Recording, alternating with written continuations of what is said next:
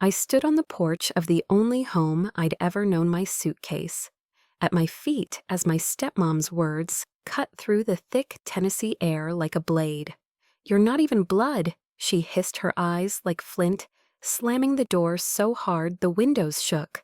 I was 18, fresh out of high school, and homeless. My name is Lily Harper, and this is the story of how I turned that betrayal into a fire that burned brighter than their cruelty, reclaiming not just my home, but my worth. Let me take you back to the beginning, to the house on Maple Street, where love was a currency I could never earn, and where the seeds of my fight were planted.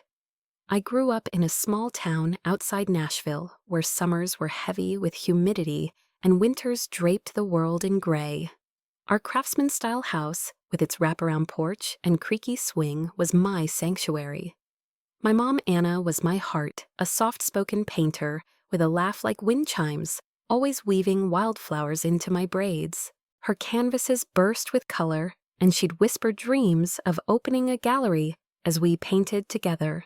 Dad Michael was a high school history teacher, steady and warm, leaving post-it notes with terrible puns on my lunchbox.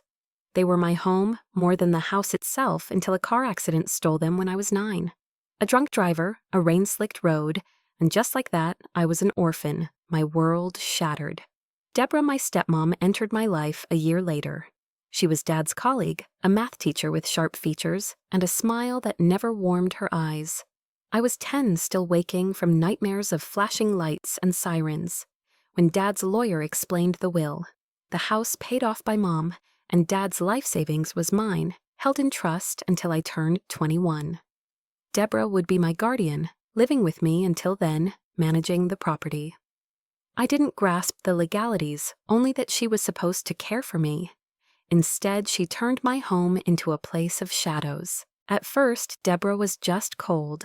She'd cook dinner but eat alone in her room, leaving me to scrub pots. She'd sign my school forms but skip my parent-teacher conferences. I'd overhear her on the phone grumbling about being saddled with someone else's kid. By middle school, her disdain grew teeth. She'd snap if I left a sock on the floor, call me selfish for asking for new jeans. "This is my house now," she'd say, her voice a challenge. Though I knew the truth, the house was mine or would be. I'd cling to Mom's old sketchbook, tracing her pencil lines, and tell myself I just had to endure until I was 21. High school became my refuge. I buried myself in studies, earning straight A's, joining the art club to paint like Mom. I wasn't one of the popular kids, too quiet, too odd in my secondhand clothes. But I had allies like Maya, who'd share her chips and make me giggle until my sides hurt. Teachers saw my drive, especially Ms. Carter, my art teacher, who'd slip me extra brushes and say, "You've got your mom's fire, Lily." I dreamed of college, of studying art history, maybe opening that gallery Mom never got to. But Deborah was clear she wouldn't help. "You're on your own," she'd say, her words like gravel. "I'm not your ATM." The summer after graduation, the world I'd been holding together collapsed. I'd been accepted to Vanderbilt on a partial scholarship, planning to work part-time to cover the gap. I was packing for a campus visit, my heart light with hope, when Deborah cornered me in the kitchen. "You're not staying here for free," she said, arms folded, her face a mask of contempt. I blinked, confused. "This is my house," I said, my voice trembling. She laughed, a sound that sent chills down my spine. "You're not even blood. Pack your things and get out by morning." I pleaded, reminded her of the will, the trust, but she waved me off. "I've put up with you long enough," she said, tossing my suitcase at me like it was trash. That night, I lay in my childhood bed, clutching Mom's sketchbook, tears soaking the pages. The room still held traces of my parents' Mom's lavender scent, Dad's old books on the shelf, but it felt like a museum, not a home. The next morning, Deborah changed the locks. I stood on the porch, the June heat pressing against me, my suitcase heavy in my hand. She didn't even look at me as she shut the door, the click of the deadbolt final like a judge's gavel. I was 18 with nowhere to go, and the weight of her words, not even blood, sank into my bones. Maya's mom, bless her, let me crash on their couch, but I felt like a specter, drifting through someone else's life. I had $300 in savings from babysitting a rusty Honda that coughed when it started, and a scholarship I wasn't sure I could use without a permanent address. The loss of the house was brutal, but Deborah's rejection was the deeper wound. She'd erased me, told me I didn't belong in the home my parents had built for me. I'd always known she didn't love me, but to be cast out, to be told I was nothing broke something fundamental. I sat in Maya's basement, flipping through Mom's sketchbook, her sketches of flowers and skies, blurring through my tears. I wondered if I'd ever feel like I belonged anywhere again. But in that darkness, something stirred. I thought of Dad's post-it notes, one taped to my mirror years ago. "You're tougher than you think, Lil." I thought of Mom's paintings, her stubborn dreams, that never faded even when money was tight. I wasn't just their daughter. I was their strength, their hope, their legacy. Deborah could take the house, could call me a stranger, but she couldn't take that. I wiped my face, my hands steadying, and made a vow to myself I'd get my home back. Not just the bricks and mortar, but the life I was meant to live. I didn't know how, but I'd fight for it, for them, for me. I drove to the county library that afternoon, my laptop balanced on a wobbly table, and started searching. I didn't know much about trusts or property law, but I knew the house was mine or would be. I found a legal aid website and sent a shaky email explaining my situation. The reply was kind but vague. I'd need to see the original will the trust documents to know my rights. I had no idea where those papers were. Deborah had control of everything. But the email gave me a spark, a direction. I wasn't helpless. I had a scholarship, a car, a friend's couch. I had Mom's sketchbook and Dad's words. I had myself, and that was enough to start. Maya found me that night, curled up on her couch, my laptop still open. "You're not giving up, are you?" she asked, her voice soft. I shook my head, a small smile breaking through. "Not a chance," I said. She hugged me, and in that moment I felt less alone. I didn't know what lay ahead, but I knew I wasn't the girl Deborah had thrown out. I was Lily Harper, and I was going to fight for my place in the world one step at a time. The days after Deborah threw me out were a blur of survival and stubborn hope. I was 18, sleeping on Maya's couch, my life packed into a suitcase and a beat-up Honda that groaned with every start. Her basement was a lifeline, dim-cluttered with old furniture but safe. Yet every morning I'd wake with the echo of Deborah's words, "You're not even blood." It wasn't just the loss of my childhood home on Maple Street that broke me. It was the erasure, the way she'd stripped me of my place in the world my parents had built. I'd clutch Mom's sketchbook, tracing her delicate drawings of wildflowers and open skies, and feel the weight of her absence. But in that pain, I found a spark, Dad's post-it note words. "You're tougher than you think, Lil," whispering that I could fight back. I didn't know how to reclaim my home, but I knew I wouldn't let Deborah win. Maya's family was a godsend. Her mom, Mrs. Delgado, a nurse with a warm smile, treated me like her own, leaving plates of tamales outside the basement door. Maya, my best friend since 6th grade, kept me laughing, blasting music to drown out my thoughts. But I felt like an intruder, my presence a burden, no matter how much they insisted otherwise. I had $300 in savings, a partial scholarship to Vanderbilt, and no address to call my own. The scholarship was my lifeline, but I needed a job, a plan, a way to stand on my own. I spent hours at the county library, my laptop, on a shaky table researching trusts and property law. The legal aid email I'd sent had given me a starting point I needed. The original will the trust documents to prove the house was mine. But Deborah had those papers locked away in the home I couldn't enter. The library became my refuge, its quiet stacks a place to think. I'd sit there, Mom's sketchbook open beside me, and dig through online forums. Free legal guides, anything that could help. I learned the trust was ironclad. Mom and Dad had ensured the house would pass to me at 21. With Deborah as temporary guardian, but she'd acted like it was hers, changing locks, claiming control. I sent another email to legal aid, attaching a photo of a letter from Dad's lawyer, I'd found in my email confirming the trust. Their reply was encouraging. "You have a strong case, but you'll need the physical documents." I didn't have them, but I had time 3 years, until I turned 21. I just needed to survive until then. Maya noticed my late-night research sessions, my eyes red from staring at screens.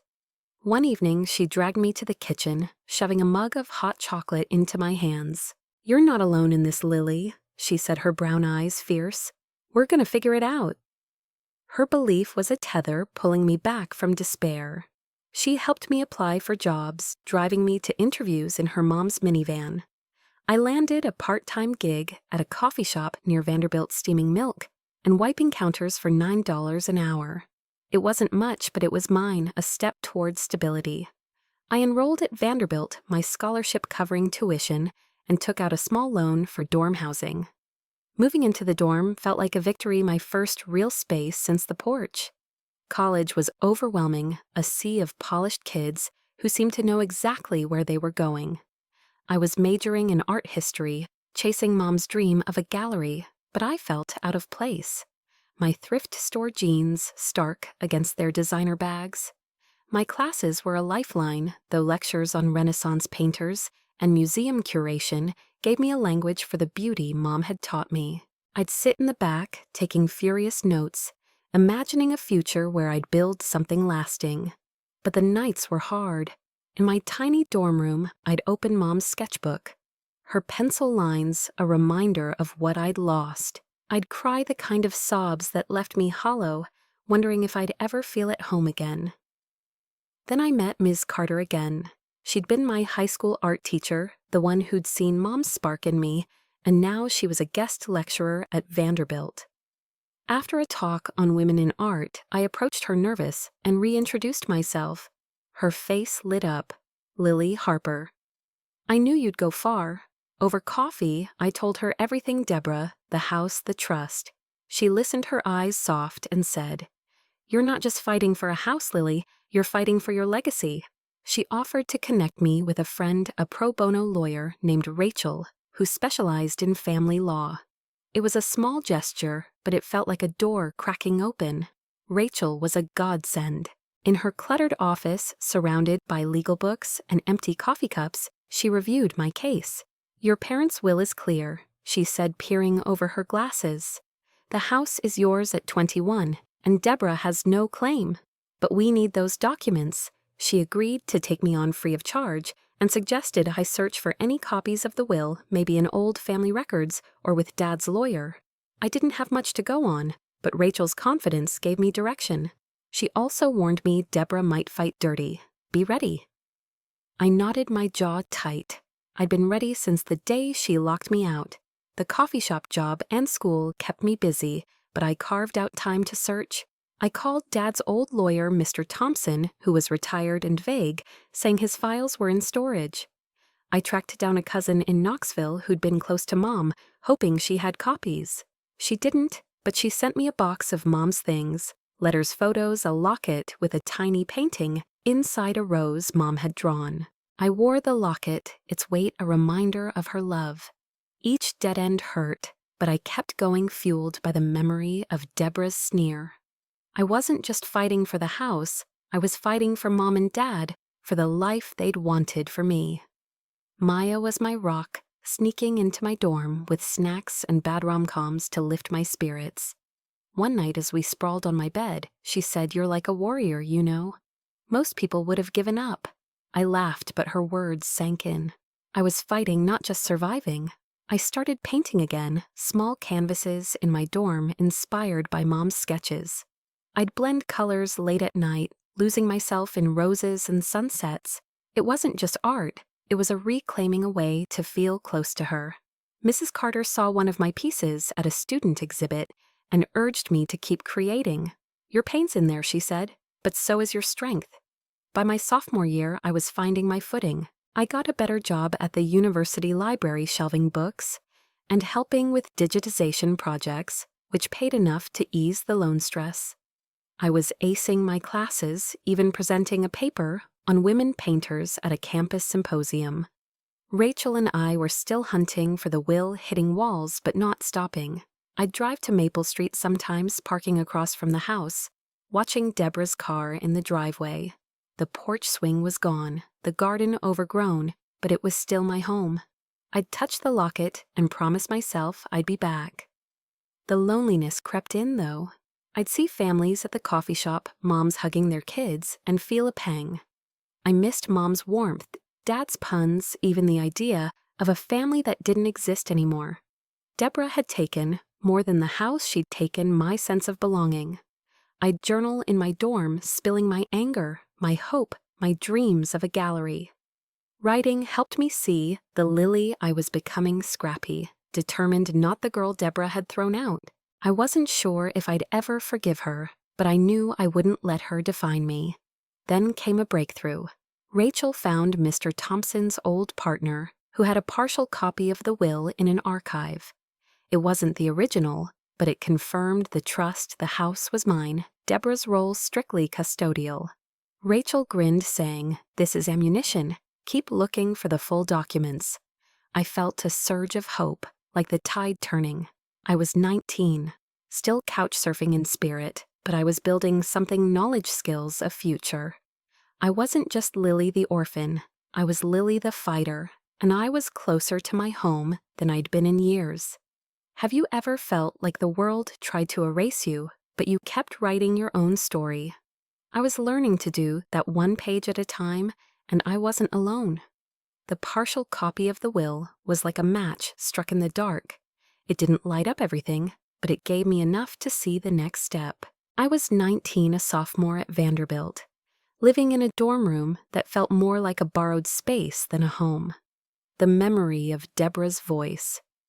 "You're not even," blood still stung, but I was learning to carry it differently, like a scar instead of an open wound.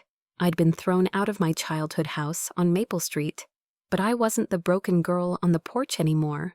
With Maya's laughter, Ms. Carter's encouragement, and Rachel's legal guidance, I was fighting for my legacy. The house was mine, or would be at 21, and I was determined to reclaim it, not just for the walls, but for the life Mom and Dad had wanted for me. Vanderbilt was both a challenge and a sanctuary. My art history classes were a window into a world Mom had loved, Botticelli's flowing lines, Kahlo's raw emotion, and I soaked it up, scribbling notes until my hands cramped. I'd sit in lecture halls surrounded by kids who seemed to glide through life and feel the weight of my own path. The coffee shop shifts, the library job, the late nights searching for the will. But I was holding my own, earning A's and even winning a small grant for a paper on women in Impressionism.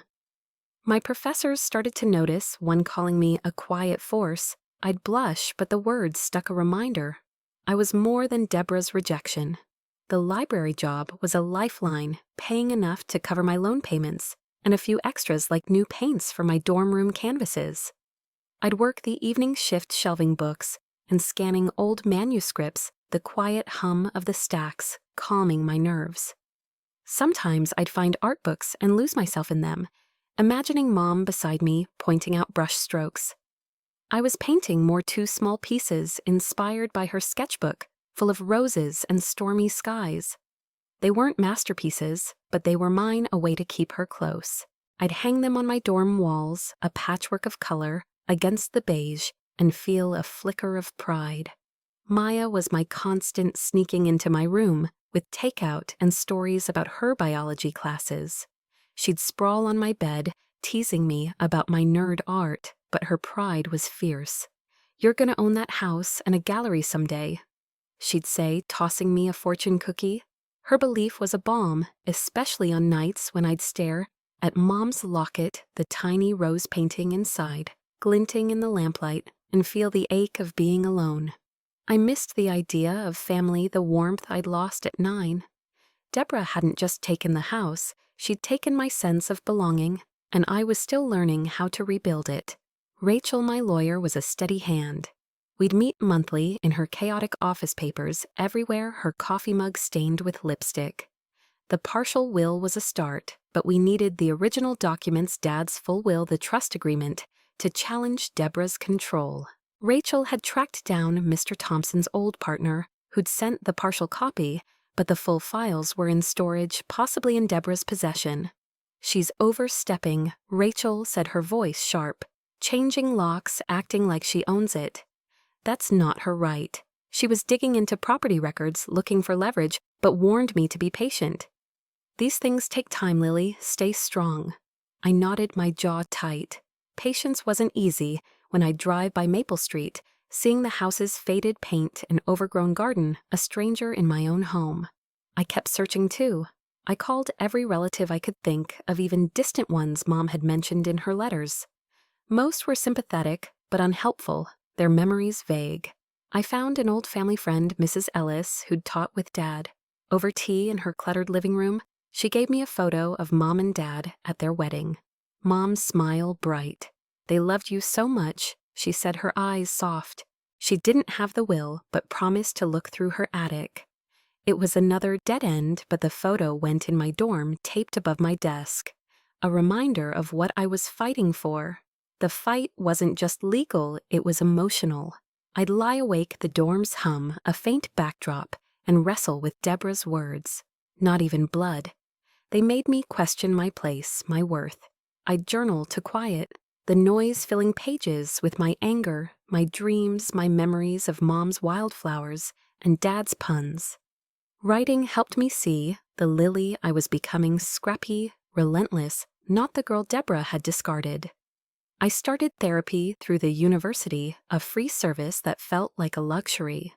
My counselor, Dr. Patel, was kind, helping me name the grief, not just for my parents, but for the family I'd never had with Deborah. "You're rebuilding," she said. "That's power." Her words were a scaffold, holding me up as I pieced myself together. Miss Carter became a mentor beyond the classroom. She'd invite me to her office, a cozy space with art books and a kettle, and we'd talk about my future. I told her about the gallery dream, how I wanted to honor Mom. "You're already honoring her," she said, pointing to my latest painting, a stormy sky with a single bright star. She suggested I apply for an internship at a Nashville museum, a summer program for art history majors. "It's a step toward your gallery," she said. I applied, my heart pounding, and gotten a paid gig cataloging exhibits. It was small, but it felt like a bridge to something bigger. The internship was a revelation. I spent the summer in a cool, quiet museum, handling artifacts, and learning from curators who talked about art like it was alive. I'd walk through galleries, imagining my name on a plaque, Mom's paintings on the walls. The work was meticulous, but I loved it, and my supervisor, Ms. Nguyen, praised my eye for detail. "You've got a future in this," she said, handing me a reference letter. I tucked it away, a treasure for the road ahead. The internship paid enough to save a little, and I moved into a cheaper off-campus apartment with Maya, our first real home together. But the house on Maple Street was never far from my mind. I'd drive by when I could, parking far enough to avoid Deborah's notice. The porch was bare now, the swing gone, the windows dark. It hurt, but it also fueled me. Rachel had found a new lead, a county clerk who'd handled Mom and Dad's property records. She was pulling files, looking for anything that might show Deborah's overreach. "If we can prove she's violating the trust, Rachel said we can move before you're 21. It was a long shot, but it kept me going. The loneliness was still there, a quiet shadow. I'd see families at the museum, kids holding their parents' hands, and feel a pang. I missed Mom's hugs, Dad's silly notes, the life we'd had. Deborah's rejection had deepened that loss, making me question if I'd ever belong anywhere. But Maya, Ms. Carter, Rachel. They were my anchors, showing me I wasn't alone. I'd paint in our apartment late at night, blending colors until the canvas felt like a piece of my heart. One piece arose under a stormy sky, won a student art prize, $500, and a spot in a campus show. Miss Carter hugged me, saying, "This is just the start, Lily." By my junior year, I was 20, balancing school, the library job, and the search for the will. I was presenting at more symposiums, my name starting to carry weight in the art history department. Rachel was closing in on the county records, and I was saving every penny. Dreaming of the day I'd walk back into my house, I wasn't there yet, but I was moving each step a defiance of Deborah's cruelty. I'd wear Mom's locket, its rose painting a talisman, and feel her with me whispering, "Keep going." Then came a breakthrough. Mrs. Ellis, the family friend, called.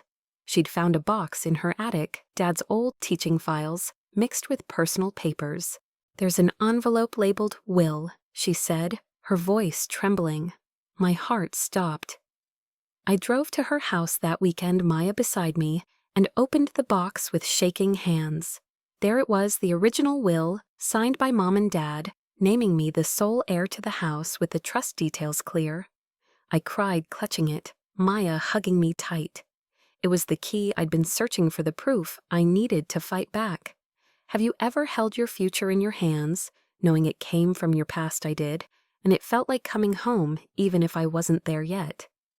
Holding that envelope in Mrs. Ellis's attic, the faded ink of Mom and Dad's signatures staring back at me, I felt like I'd unearthed a piece of my soul.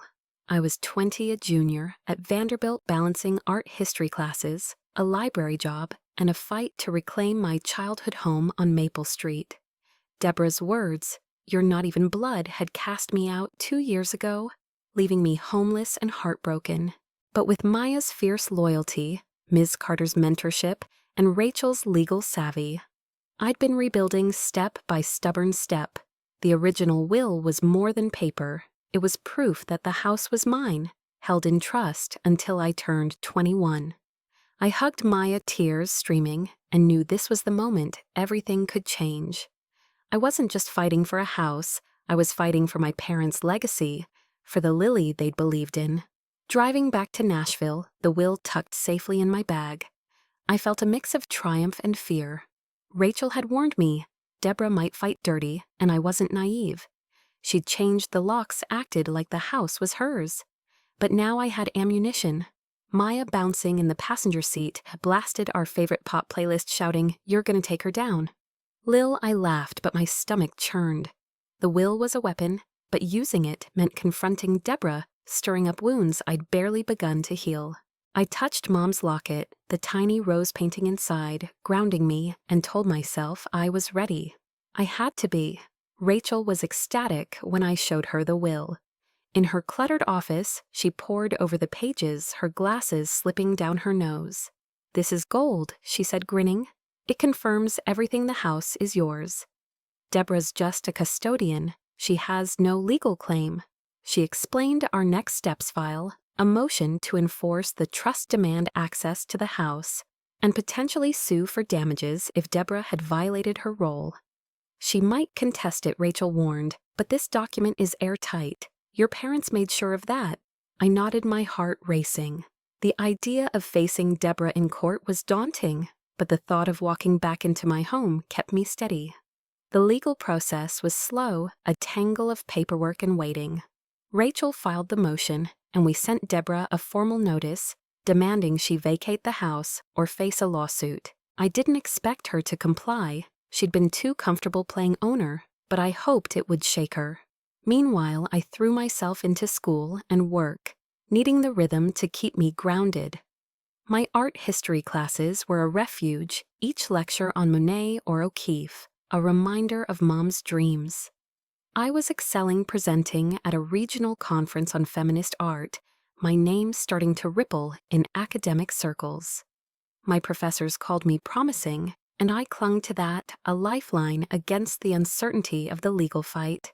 The library job was steady, and I'd been promoted to a digitization assistant working on rare manuscripts. The extra pay let me save more, dreaming of a future beyond the dorm. I was painting regularly, now my canvases growing bolder, stormy skies with bursts of color roses that seemed to fight through the dark. Ms. Carter entered one in a citywide art show, and it sold for $200, my first real sale. "You're not just an artist," she said, hugging me. "You're a storyteller." I used the money to buy a proper frame for Mom and Dad's wedding photo, hanging it in my apartment with Maya. It felt like a small reclaiming a piece of home in my new life. Maya was my anchor, our apartment a haven of thrift store furniture and late-night talks. She'd started dating a sweet guy from her biolab, and I'd tease her about it, but her happiness was a light in my darker moments. We'd cook terrible stir-fries laughing until we cried, and she'd remind me I wasn't alone. "You're gonna get that house, Lil," she'd say, pointing her spatula at me. "And I'm throwing the biggest party when you do." Her faith was a mirror, showing me a strength I didn't always feel. I'd journal at night, spilling my hopes and fears about the Will Deborah the Gallery I still dreamed of. Writing helped me see the Lily I was becoming, not just a victim, but a fighter, someone who could build from ruins. The legal battle started to heat up. Deborah responded to Rachel's notice with a lawyer of her own, claiming she'd maintained the house and deserved to stay. Rachel scoffed, showing me the filing. "She's got no ground to stand on," she said. "This is a delay tactic." But the delay stung. I'd drive by Maple Street, seeing the houses peeling paint and shuttered windows, and feel a pang. Deborah was living in my home, sleeping in Mom's old room while I scraped by. Rachel pushed forward, requesting a court date to review the trust. "We're close," she said. "Stay patient." Patience was agony, but I trusted her. Mrs. Carter gave me a new opportunity, a part-time job at the museum where I'd interned. They needed help with a new exhibit on Southern artists, and she'd recommended me. I jumped at it working weekends to catalog paintings and write wall texts. The museum was a sanctuary, its quiet galleries a place to breathe. My supervisor, Ms. Nguyen, mentored me, teaching me about curation and fundraising. "You've got a knack for this," she said, watching me arrange a display. "Ever thought about running your own space?" I smiled, thinking of Mom's gallery dream. "Someday," I said, and meant it. The job paid better than the library, and I started a savings account labeled Future a Quiet Act of Hope. Painting became my release. I'd work in our apartment's tiny living room, Maya blasting music to keep me company. My latest piece, A Rose Breaking, Through Cracked Earth, won a university award, $1,000, and a feature in the campus paper. The headline called me a rising star, and I cried reading it Mom's locket, warm against my chest. Ms. Carter framed the article, hanging it in her office. "This is just the beginning, Lily," she said. I was starting to believe her. My art was gaining notice, with a local gallery owner, Mr. Tate, inviting me to submit for a group show. I sent 3 pieces, holding my breath. When he accepted them, I called Maya screaming. It wasn't a solo exhibit, but it was a step toward the gallery I'd build for Mom. The court date loomed set for my 21st birthday, a poetic twist I couldn't ignore. Rachel was confident, but I was nervous.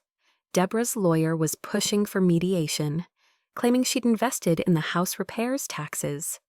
Lies I knew didn't hold up. Rachel found property records showing I'd been listed as the owner since the trust was created, undermining Deborah's claims. "She's bluffing," Rachel said, but I saw the worry in her eyes. Deborah wasn't just fighting for the house, she was fighting to keep me out to prove I didn't belong. I'd lie awake journaling my fears. What if we lost? What if I'd fought for nothing? But I'd also write my dreams, a gallery, a home, a life where I was enough. A small win came unexpectedly. Mr. Tate's gallery show was a success, and one of my paintings sold for $800. The buyer, a collector named Ms. Lang, asked to meet me. Over coffee, she praised my work, saying, "Your art feels alive, like it's fighting to be seen." She offered to mentor me, connecting me with other artists and collectors. I was stunned, nodding through tears. Ms. Lang became a new ally, her belief in me a spark. I used the sale money to hire a private investigator, a long shot Rachel suggested, to track any hidden assets Deborah might have. The PI found nothing yet, but the act of hiring him felt powerful, like I was taking control. By spring, I was 21, standing on the edge of something huge. The court date was weeks away, and I was preparing with Rachel, rehearsing my testimony. I was still painting, still working at the museum, still dreaming of a gallery. Maya threw me a birthday party in our apartment with cupcakes and a silly crown, and Ms. Carter sent a card, "You're unstoppable, Lily." I felt it, but I was scared too. The house was within reach, but so was failure. I'd drive by Maple Street, the house looking more like a ghost each time, and promise myself I'd bring it back to life. Mom's locket, Dad's words, my own heart. They were with me, pushing me forward. Have you ever stood at the edge of a fight, knowing it could define you? I was there, holding the will, ready to claim what was mine, and I wasn't backing down. The spring of my 21st year felt like standing on a tightrope, one misstep away from falling but too far along to turn back. I was a junior at Vanderbilt, my life a whirlwind of art history classes, museum work, and a legal battle to reclaim my childhood home on Maple Street. The original will found in Mrs. Ellis's attic was my trump card, proving the house was mine, held in trust until this very birthday. Deborah's rejection. You're Not Even Blood had cast me out at 18, leaving me homeless and hollow, but I'd rebuilt with Maya's fierce friendship, Ms. Carter's guidance, and Rachel's legal tenacity. The court date was weeks away, and I was ready to face Deborah, not just for the house, but for the Lily my parents had believed in. I was painting, working, dreaming of a gallery for Mom, and starting to see myself as more than a victim, a creator, a fighter, a force. Vanderbilt was my proving ground. My classes on Baroque art and curatorial theory were a bridge to Mom's dreams, each lecture a step toward the gallery I'd build. I was presenting at national conferences now, my paper on women in surrealism, earning a small award and a nod from a visiting curator. "You've got a sharp eye, Lily," she said, handing me her card. I tucked it away, my heart swelling. My professors were pushing me toward grad school, but I was focused on the present, acing my courses, saving every penny, and preparing for court. The museum job was a godsend. My weekends spent curating a Southern art exhibit that felt like a love letter to Mom's paintings. Ms. Nguyen, my supervisor, was mentoring me, teaching me how to pitch exhibits to donors. "You're a natural," she said, and I started to believe her. Painting was my heartbeat. In the apartment I shared with Maya, our living room became a makeshift studio. Canvases leaning against thrift store chairs. My latest work, roses bursting through cracked stone, was bolder, fiercer, a reflection of the fire inside me. The university art show had been a turning point, my $1,000 prize, and campus paper feature calling me a rising star. The local gallery show with Mr. Tate was even bigger, one painting sold, and Ms. Lang, the collector, was now a mentor, inviting me to art openings and introducing me to Nashville's creative scene. "Your work has soul," she told me at a gallery event, her eyes bright. Don't stop. I didn't. I painted late into the night, Maya blasting playlists to keep me awake, each brushstroke a defiance of Deborah's cruelty. The legal fight was intensifying. Rachel was a bulldog filing motions to enforce the trust and demanding Deborah vacate the house. Deborah's lawyer countered with claims she'd maintained the property taxes, repairs a flimsy argument Rachel dismantled with county records showing I was the legal owner. The private investigator I'd hired found nothing on Deborah's finances yet, but he did uncover a lease she was renting out my parents' garage as storage, pocketing the cash. Rachel's eyes gleamed when I told her. "That's a trust violation," she said. "We'll use it." The court date was set for June, and we were building a case, not just to reclaim the house, but to sue for damages. "She'll regret this," Rachel said, and I felt a surge of hope tempered by fear. Deborah wasn't the type to go quietly. Maya was my rock, our apartment a haven of laughter and late-night talks. She was acing her biology degree, dreaming of med school, but always made time for me. We'd cook disastrous dinners, giggling over burnt rice, and she'd quiz me for court like it was a game show. "You're gonna own that courtroom." "Lil," she'd say, tossing me a cookie. Her boyfriend Sam was around more, and I'd tease her, but their joy was a light in my darker moments. I'd wear Mom's locket, the rose painting inside a talisman, and feel her with me, but the loneliness lingered. I'd see families at the museum, parents snapping photos of their kids, and ache for what I'd lost.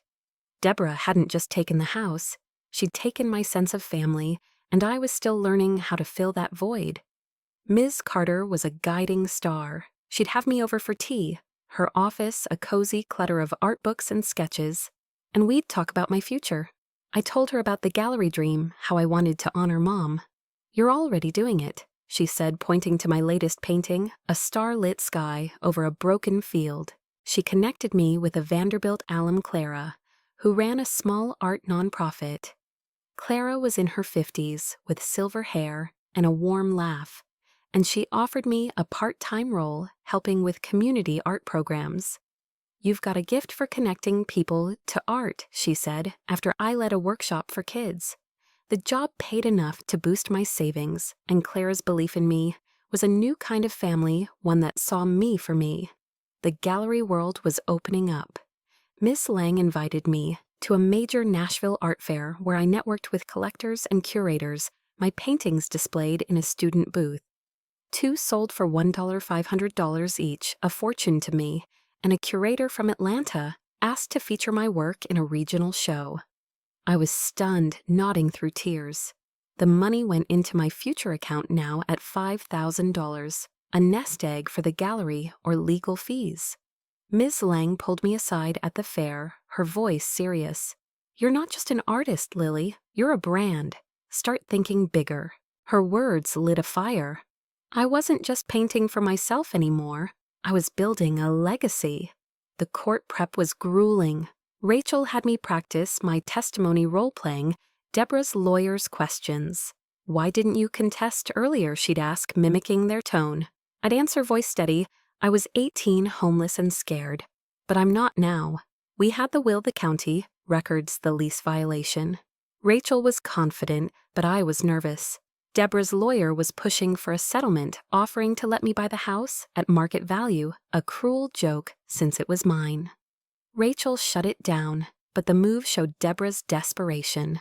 "She knows she's losing," Rachel said, but I couldn't shake the fear of what she might do. A new opportunity came from Clara's nonprofit.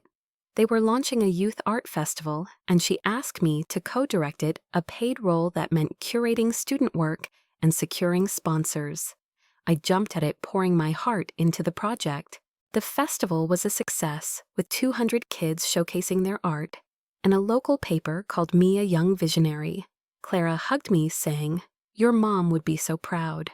I cried, thinking of the gallery I'd build, a space for kids like me, dreamers who needed a home.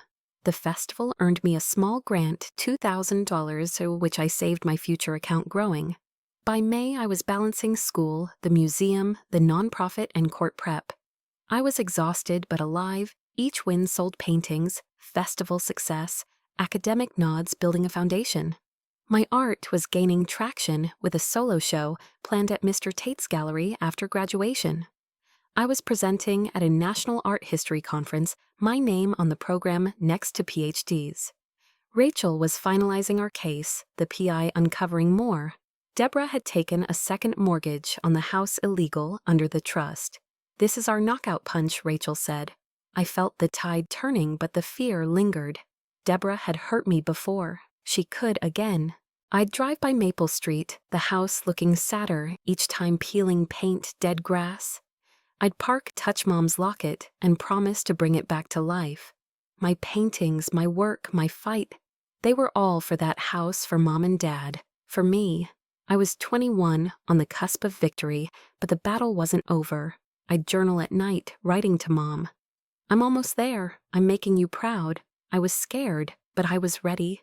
My heart a mix of fire and hope.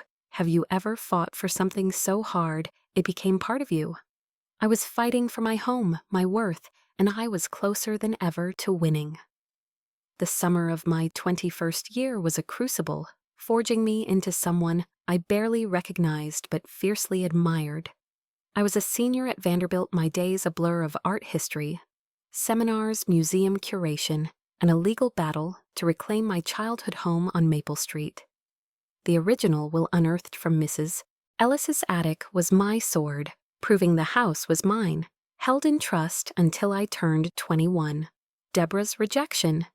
"You're not even blood," had thrown me out at 18, leaving me homeless and shattered, but I'd rebuilt with Maya's unwavering friendship, Ms. Carter's mentorship, Clara's warmth, and Rachel's legal prowess. The court date was set for July, and I was ready to face Deborah, not just for the house, but for the legacy my parents had left me. My paintings were selling, my name was growing in Nashville's art scene, and I was dreaming of a gallery for Mom.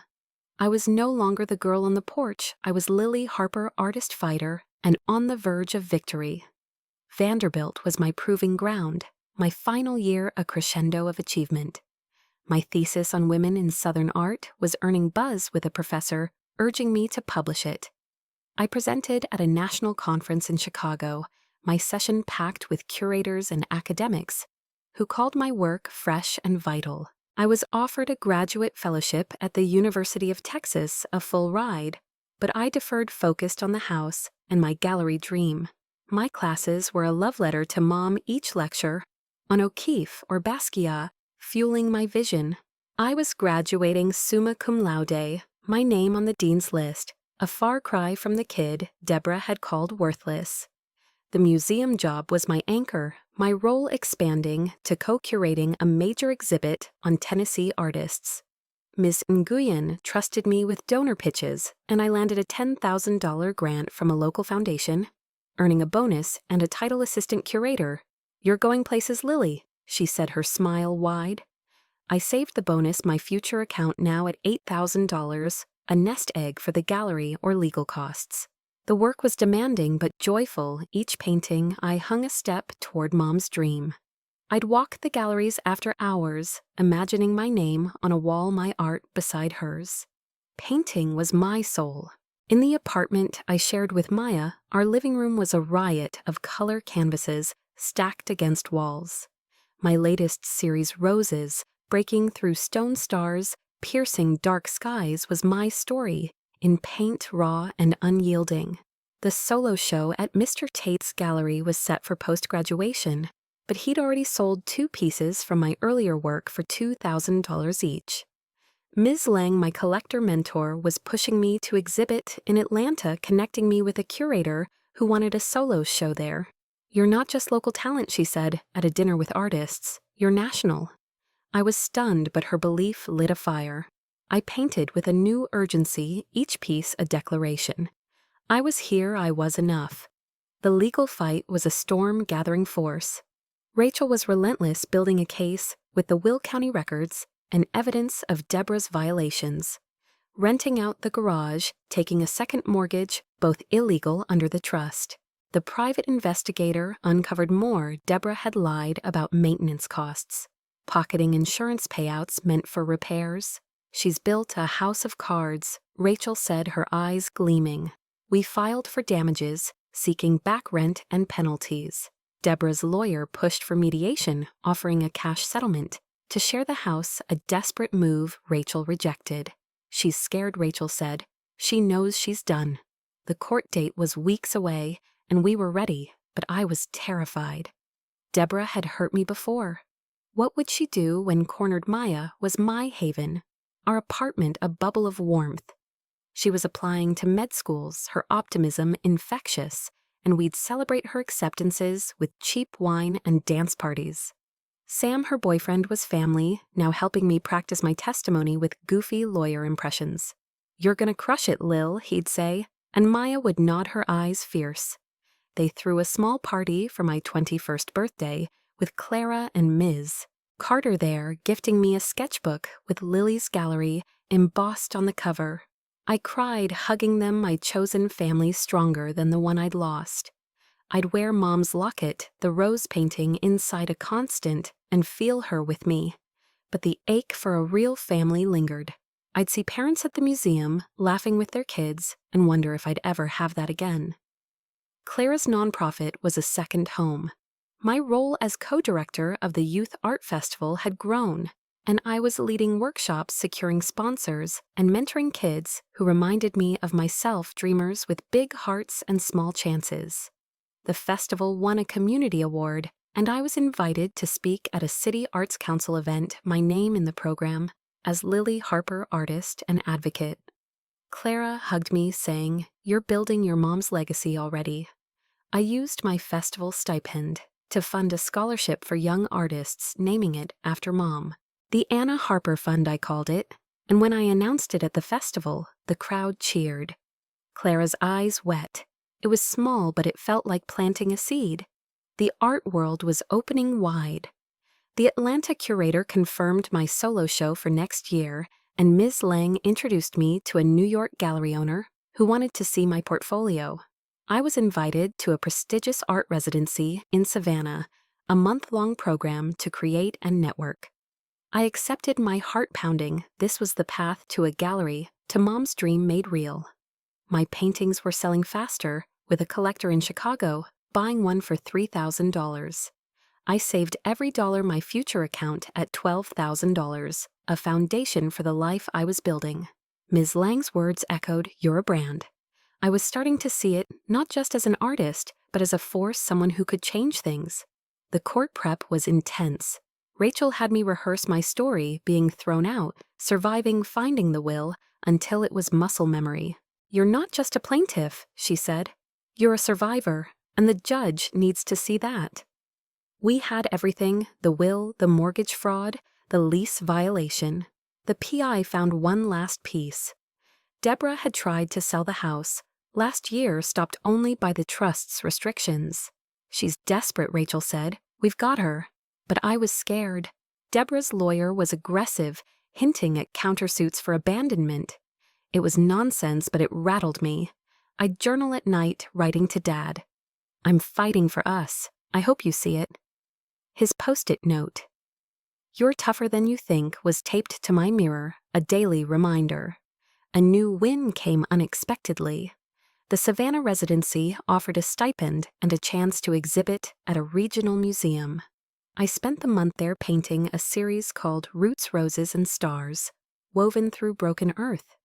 The museum show was a hit, with 3 pieces selling for $5,000 total, and a critic calling me a voice to watch. I flew back to Nashville, my portfolio stronger, my name spreading. Clara threw a welcome home party, and Ms. Carter gave me a star-shaped pendant echoing Mom's locket. "For my star," she said, and I cried, feeling Mom with me. By July, I was ready. The court date was days away, and I was balancing finals, the museum, and a speech at a national arts conference. My thesis was accepted for publication, and Mr. Tate was hyping my solo show. I was graduating, curating, painting, fighting a woman on fire. I'd drive by Maple Street, the house looking like a ghost, and promise to bring it back. Rachel was confident, Maya was cheering, Clara was praying. I was terrified but unbreakable. My locket warm against my chest, my parents' love in every step. Have you ever stood so close to victory you could taste it, but feared it might slip away? I was there, holding the will, my art, my heart ready to face Deborah and claim what was mine. The July sun beat down on Nashville as I stood outside the courthouse, my heart pounding like a drum. I was 21, a Vanderbilt senior, my life, a tapestry of art curation and a fight to reclaim my childhood home on Maple Street. The original will found in Mrs. Ellis's attic was my shield, proving the house was mine, held in trust until this moment. Deborah's rejection. "You're not even blood," had cast me out at 18, leaving me homeless and broken, but I'd risen with Maya's fierce loyalty, Miss Carter's guidance, Clara's warmth, and Rachel's legal fire. My paintings were selling, my name was growing in the art world, and I was curating exhibits while dreaming of a gallery for Mom. The court date was here, and I was ready to face Deborah, not just for the house, but for the legacy my parents had left me. I was Lily Harper, artist survivor star, and today the world would see it. Rachel met me on the courthouse steps, her briefcase stuffed with our case. The Will County records evidence of Deborah's violations, renting out the garage, taking an illegal mortgage, attempting to sell my house. "We've got this," she said, her eyes sharp. Maya was there, squeezing my hand, and Clara had driven in her silver hair, catching the light as she hugged me. "You're your mom's daughter," she whispered. Ms. Lang, my collector mentor, had sent a text. "Claim your place, Lily." I wore Mom's locket, the rose painting inside a heartbeat against my chest, and clutched Dad's post-it note in my pocket. "You're tougher than you think." I was terrified, but unbreakable, ready to walk into that courtroom and take back what was mine. The courtroom was stark, all wood panels and fluorescent lights, the air heavy with anticipation. I sat beside Rachel, my hands clasped to stop their trembling, as Deborah entered with her lawyer, a slick man in a gray suit. She looked older, her face pinched her eyes, avoiding mine. I wanted to feel anger, but there was only a hollow ache. She'd been my guardian, meant to protect me, and instead she'd erased me. The judge, a woman with a calm demeanor, called the case, and Rachel began her voice steady as she laid out the trust, the will, Deborah's violations. She presented the documents, each one a brick in our wall, and called me to the stand. I walked to the witness box, my legs shaky, the room a blur of faces. Rachel had coached me, but nothing prepared me for the weight of telling my story under oath. "My name is Lily Harper." I began, my voice soft but growing stronger. I told it all, losing Mom and Dad at 9. Deborah's coldness being thrown out at 18, surviving on Maya's couch finding the will. I spoke of the house not just as property, but as my parents' love, their dream for me. She told me I wasn't blood. I said my eyes on the judge, not Deborah.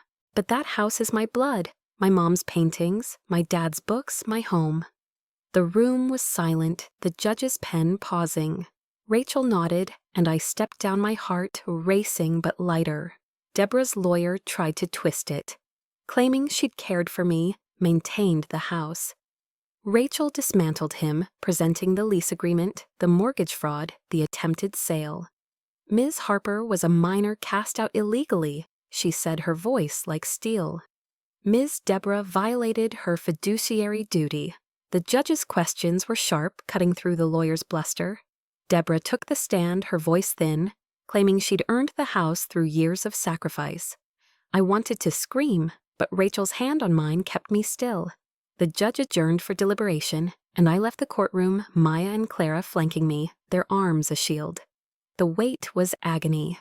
We sat in a diner across the street, sipping coffee. Maya cracking jokes to ease the tension. Clara shared stories of her own fights, her nonprofit born from loss. "You're stronger than you know," she said, and I clung to that. Rachel was optimistic, but I was scared of losing, scared of what winning would mean. I'd journaled the night before, writing to Mom, "I'm fighting for you, for us. I hope I'm enough." Her locket was warm against my skin. Dad's note, a quiet strength. I was ready whatever came. The judge's ruling came that afternoon. We filed back into the courtroom, my breath shallow. The judge's voice was measured. The trust is clear. The property belongs to Lily Harper, effective immediately. Ms. Deborah is ordered to vacate within 30 days. She awarded damages back, rent, legal fees, the mortgage fraud, a sum that left Deborah's lawyer pale. Any attempt to sell or encumber the property was a violation. The judge set her eyes on Deborah. "This court finds in favor of Ms. Harper." I gasped, Maya, grabbing my hand, Clara's tears glinting. Rachel hugged me, whispering, "You did it." Deborah's face was ashen, her lawyer muttering as they left. She didn't look at me, and I didn't need her to. The victory wasn't her defeat, it was my reclaiming. I walked out into the sun, Maya whooping, Clara laughing, and felt like I could breathe for the first time in years. The house was mine, but more than that, I'd proven I was Mom and Dad's daughter, not Deborah's outcast. Rachel warned me Deborah might appeal, but the case was airtight. "She's done," she said, and I believed her. The news spread fast. A local paper covered the ruling, calling me the young artist who fought for her legacy. My solo show at Mr. Tate's gallery, planned for post-graduation, was already generating buzz with collectors calling to reserve pieces. The article went viral online, shared by art blogs and Vanderbilt's social media, my name trending with hashtags like "Joy Lily Fights Back." Ms. Lang flew in to celebrate taking me to dinner with curators who wanted my work in New York. "You're a story," she said, grinning. "Not just an artist." I was overwhelmed but soaring, my paintings roses, stars. Broken Earth, a mirror of my journey. I drove to Maple Street that weekend alone, the house key Rachel had secured in my hand. The porch was weathered, the garden a tangle, but it was mine. I walked inside, the air-stale Deborah's things still scattered. She had weeks to move. Mom's old easel was in the attic, Dad's books on a shelf. I sat on the floor, Mom's locket in my hand, and cried, not from pain, but from release. I'd done it. I'd brought their home back, not just for me, but for them. Maya and Clara joined me later, bringing pizza and paint cans. "Let's make it yours," Maya said, and we started planning a new swing, a garden, a studio for my art. The art world was calling louder. The Atlanta solo show was confirmed, and the Savannah residency invited me back as a guest artist. I was invited to speak at a national art summit, my story of resilience a draw. My thesis was published in a journal, and I was offered a curatorial fellowship in Chicago, a dream I'd weigh after graduation. My future account was at $15,000, boosted by painting sales and the court damages, a foundation for the gallery. I named it in my head the Anna Harper Gallery, a space for dreamers like Mom like me. Deborah sent a letter through her lawyer asking to talk. I didn't respond. I didn't hate her, but I didn't need her remorse. She'd shaped me in her way, pushing me to fight harder than I thought I could. I journaled that night, writing to Dad I got our home back. "I hope you're proud." His post-it note, Mom's locket, my paintings, they were my family now. Alongside Maya, Clara, Ms. Carter, Ms. Lang. I was 21, graduating, curating painting, winning a woman who'd turned pain into power. Have you ever fought so hard you found yourself in the victory I did? Standing in my home, my heart full, knowing I was enough and always had been. Standing in the house, on Maple Street, the creak of the floorboards under my feet, I felt like I'd stepped into a memory made real. I was 21, a Vanderbilt graduate to be. My life woven from art curation and a hard-won victory against Deborah, who'd thrown me out at 18, with the words, "You're not even blood." The original will found in Mrs. Ellis's attic had been my key, proving the house was mine, and the court's ruling had given it back, along with damages for Deborah's fraud. Maya's fierce friendship, Ms. Carter's mentorship, Clara's warmth, and Rachel's legal fire had carried me here alongside my paintings, now selling for thousands and a growing name in Nashville's art world. I was dreaming of a gallery for Mom, and I'd face Deborah in court, not just for the house but for my parents' legacy. I was Lily Harper, artist survivor star, and as I held Mom's locket, its rose painting warm against my skin, I knew this wasn't the end but a beginning. The house was mine, but it was a shell of the home I'd known. Deborah's things, cheap furniture, tacky curtains cluttered the rooms, her 30-day deadline to vacate ticking. The walls were bare, Mom's easel dusty in the attic, Dad's books mildewed on a shelf. I walked through Maya and Clara, trailing their laughter, echoing as we planned. "New paint," Maya said, pointing at the peeling walls. "A garden," Clara added, eyeing the overgrown yard. I saw it a studio for my art, a swing like the one Mom loved, a space alive again. We spent that day cleaning, hauling Deborah's junk to the curb, the act a kind of exorcism. I kept Mom's sketchbook on the kitchen table, its wildflower drawings a promise I'd keep. Nashville buzzed with my story. The local paper's article, "Young Artist Reclaims Family Home," had gone viral, shared by art blogs and Vanderbilt's alumni network. My solo show at Mr. Tate's gallery was sold out before it opened, collectors clamoring for my roses and stars. The Atlanta show was set for next spring, and a New York curator had invited me to pitch a solo exhibit. Ms. Lang, my mentor, was relentless, pushing me to brand myself. "You're not just selling art," she said over coffee. "You're selling resilience." I was invited to speak at a TEDx event, my story of fighting for my legacy a draw. The spotlight was dizzying, but I was learning to stand in it. My locket a reminder of Mom's courage, Dad's faith. Vanderbilt was a triumph. I graduated summa cum laude, my thesis on Southern women artists published in a major journal. At the ceremony, Maya whooped from the stands, Clara and Ms. Carter beside her, their pride louder than any applause. I didn't look for Deborah, she wasn't invited, and I didn't care if she'd seen the news. My professors offered letters for grad school, but I was focused on the gallery dream. The Anna Harper Gallery was taking shape in my mind, a space for young artists, dreamers like me, with Mom's paintings on the walls. My future account was at $20,000 boosted by painting sales court damages and a museum bonus. It wasn't enough yet, but it was a start. The house became my project. I moved in after Deborah vacated her absence, a quiet victory. Maya helped me paint the walls soft blues, warm yellows, while Clara planted roses in the garden. We found Mom's old canvases in the attic, faded but salvageable, and I hung one in the living room, a field of wildflowers that made me cry. I turned the garage into a studio, my easel by a window painting late into the night. My latest series reclaimed was my heart on canvas roses, growing through cracks, stars over broken homes. Mr. Tate sold 3 pieces before the show, $4,000 each, and a critic called me a voice for the resilient. I saved every dollar dreaming of the gallery, but spent some on a new porch swing, creaking like the one Mom loved. Clara's nonprofit was my second home. I was promoted to program director, a paid role leading art workshops and mentoring kids. I expanded the Anna Harper Fund, awarding scholarships to 3 young artists, their thank you letters pinned to my fridge. Clara threw a party to celebrate her silver hair glowing as she toasted. To Lily, who's building more than a home. I cried thinking of Mom and gave Clara a painting, a rose, under a starlit sky. For my family, I said, and she hugged me, her tears warm against my cheek. The nonprofit work was grounding, a reminder that my fight wasn't just for me, but for every kid who felt unseen. The art world was a whirlwind.